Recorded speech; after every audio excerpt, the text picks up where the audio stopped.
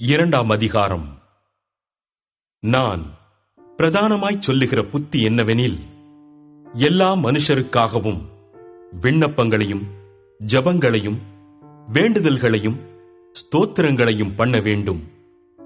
நாம் எல்லா பக்தியோடும் நல்லொழுக்கத்தோடும் கலகமில்லாமல் அமைதலுள்ள ஜீவனம் பண்ணும்படிக்கு ராஜாக்களுக்காகவும் அதிகாரமுள்ள யாவருக்காகவும் அப்படியே செய்ய வேண்டும்.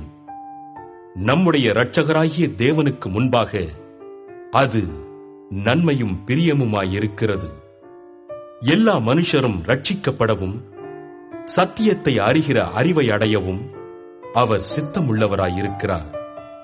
தேவன் ஒருவரே, தேவனுக்கும் மனுஷருக்கும் மத்தியஸ்தரும் ஒருவரே. எல்லாரையும் மீட்கும் பொருளாக தம்மை ஒப்புக் கொடுத்த மனுஷனாகிய கிறிஸ்து இயேசு அவரே. இதற்குரிய சாட்சி ஏற்ற காலங்களில் விளங்கி வருகிறது. இதற்காகவே நான் பிரசங்கியாகவும் அப்போஸ்தலனாகவும் புறஜாதிகளுக்கு விசுவாசத்தையும் சத்தியத்தையும் விளங்க பண்ணுகிற போதகனாகவும் நியமிக்கப்பட்டிருக்கிறேன். நான் பொய் சொல்லாமல் கிறிஸ்துவுக்குள் உண்மையைச் சொல்லுகிறேன்.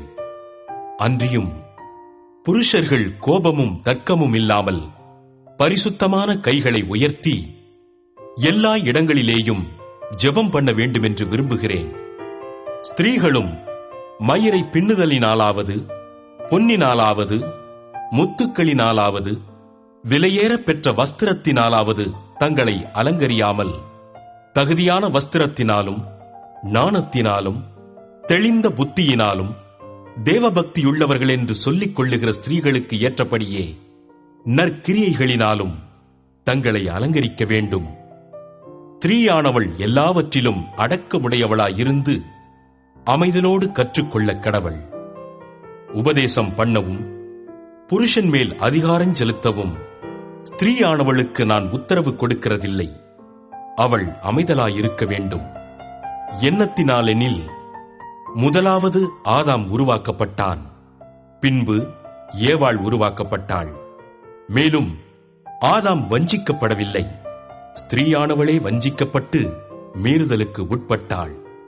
அப்படி இருந்தும் தெளிந்த புத்தியோடு விசுவாசத்திலும் அன்பிலும் பரிசுத்தத்திலும் நிலை கொண்டிருந்தால் பிள்ளை பேற்றினாலே ரட்சிக்கப்படுவாள்.